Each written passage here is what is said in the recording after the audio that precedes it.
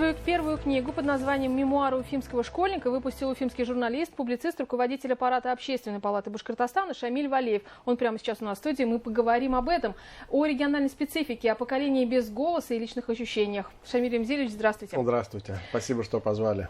Спасибо, что вы нашли в своем плотном графике время для того, чтобы прийти к нам в студию. Обычно каждый автор закладывает основную идею, в которой он хочет поделиться с читателями. Что хотел сказать автор? Какую идею вы изложили вы? А это не идея, это ощущение и дыхание времени 80-х годов, когда я был школьником. И, как и многие, как и миллионы моих, наверное, сограждан, сотни тысяч, я мигрант из деревни в город. И Уфа, это такой мегаполис, который собирает людей с районов, с райцентров. Вот меня собрал из Чекмагушевского района. Когда я был дошкольником, я был деревенским, а школьником я поступил в 49-ю школу в 80-м году. И это был для меня такой скачок. Коллегам с Башинформа вы рассказывали про поколение в Башкортостане почти без голоса, без рефлексии, без артикуляции, и это неправильно. У меня давно Почему? Образовались претензии к писателям, профессиональным писателям, членам Союза писателей, которые не так много написали того, что хотелось бы прочитать о времени, о 90-х годах, о нулевых годах, чего люди боялись, что чувствовали, что им нравилось кушать, как они одевались, и что они любили, что они не любили.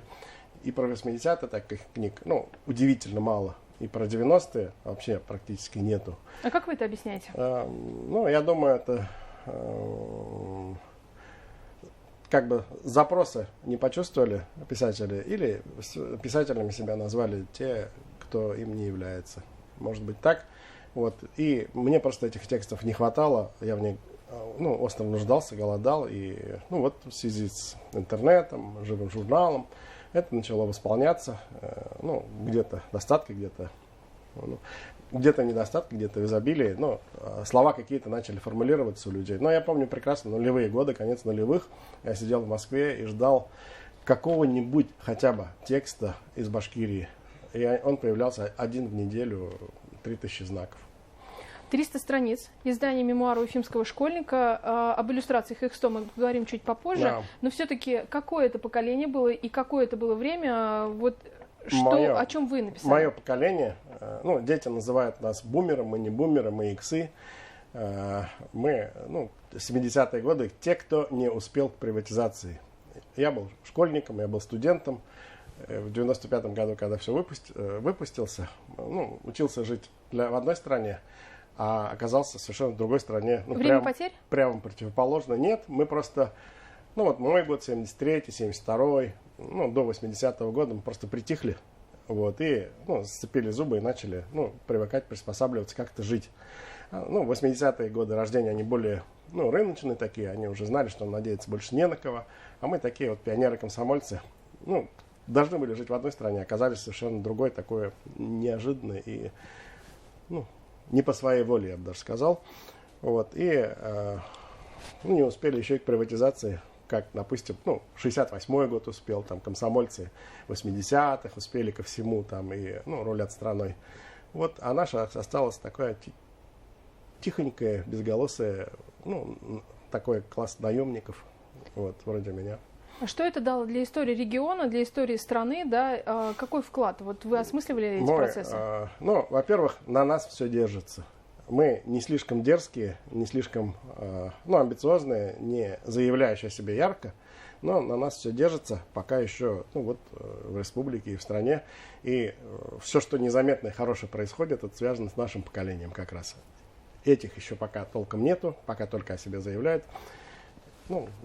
Старшим я желаю здоровья и долгих лет.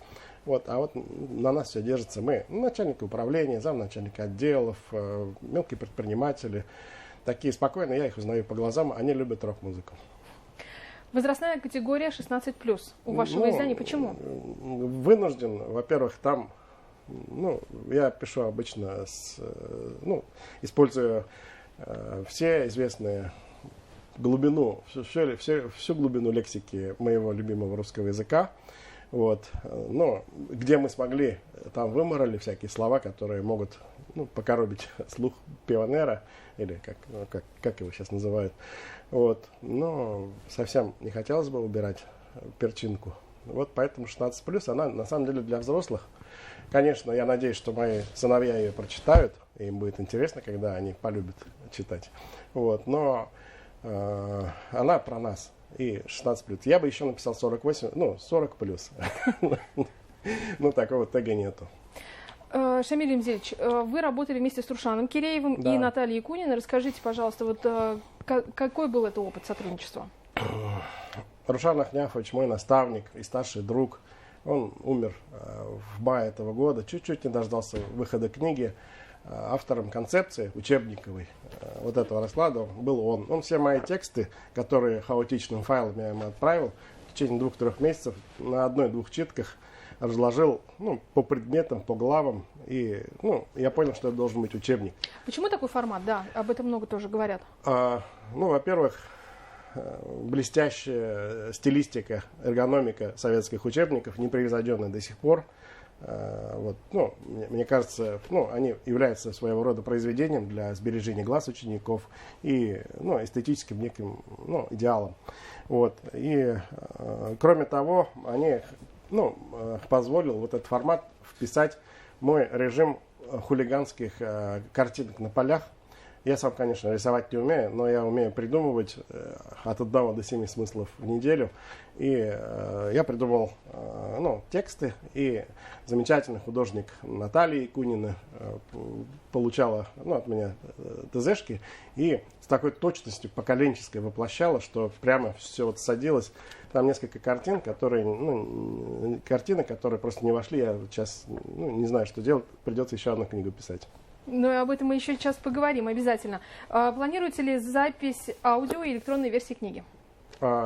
Большая мечта есть. Я, конечно, как спикера себя оцениваю довольно низко, поскольку есть задержки речи, и язык как бы не сосен берез, не гладенький. Но, конечно, хотелось бы наговорить какие-то части. Но я хочу сначала понять, что такое книга сейчас. Потому что несмотря на все электронные форматы, оказывается целый пласт мягких людей с добрыми глазами, хорошими, которым нужно что-то держать в руках, тяжеленькую 700-граммовую 300-страничную книжку о 100 иллюстрациях, например. И спрос есть, ко мне приходит, а сейчас сам как книжный магазин подпольно торгую книжками своими. 3 года вы работали над изданием, да? Только чтобы собрать. С Рушаном Ахняфовичем мы начали в 2018 году. И иллюстрировать тоже начали где-то в 2017 году, собирать эти концепции. Просто в это время, пока я не встретился с Айдаром Гайдаровичем Хусаиновым, он хороший, прекрасный издатель и знаток русского языка и современности. И даже его книга, дневник «Башкирский девственник», который я прочитал там в конце 90-х, очень сильно повлиял. Это тот самый жанр про наше с вами время, про наш с вами быт, который никем не описан. Такая легкая довлатовщина, сказал бы я. Но вообще, насколько сложно дался этот опыт? У вас очень плотный график рабочий, да? Это ужас настоящий. Расскажите про это. И какие выводы вы сделали, что вы поняли из этого опыта? Во-первых, книга живет сотни лет, в отличие от серверов, на которых где-то мои тексты до сих пор то ли валяются, то ли уже нет. И это единственный шанс сохранить что-то, что после тебя останется. Я не Рокфеллер, чтобы построить Рокфеллер-центр. Но книжка, я надеюсь, что она, оказавшись в Ленинской библиотеке, в библиотеке Валиди, в детской библиотеке, она останется, и кто-то прочитает, и по моим буквам будут восстанавливать то время, которое, молчаливые. По моим, не знаю, может, еще какие-то всплывут тексты. И их очень мало, этих текстов. Как археологические такие, изыскания можно по ним проводить. Что вам дал этот опыт? Мне дал, во-первых, сверхвысокая концентрация необходима. Даже одну маленькую картиночку, иллюстрацию придумать, чтобы она попала. Нужна высокая концентрация. Во-вторых, нужно,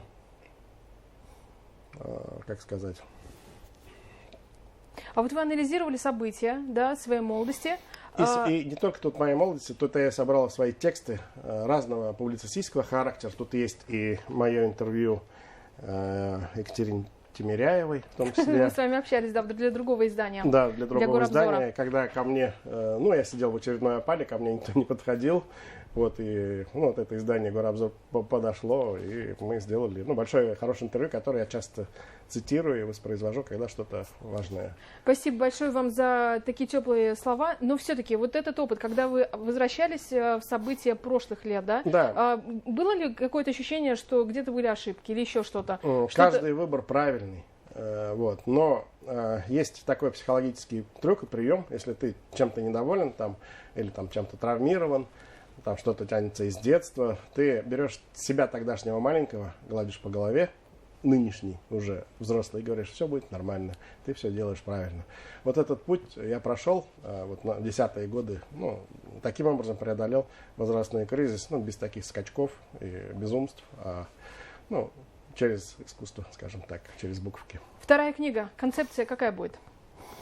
Она будет хаотична, потому что я не люблю, когда идет какая-то цельная концепция, кого-то продавливает. Я хочу, чтобы человек сам достраивал мир из тех штрихов, которые я могу ему в подсказку набросать. Я думаю, что я уже знаю технологию, как правильно писать мемуары. Их надо наговаривать, потом расшифровывать.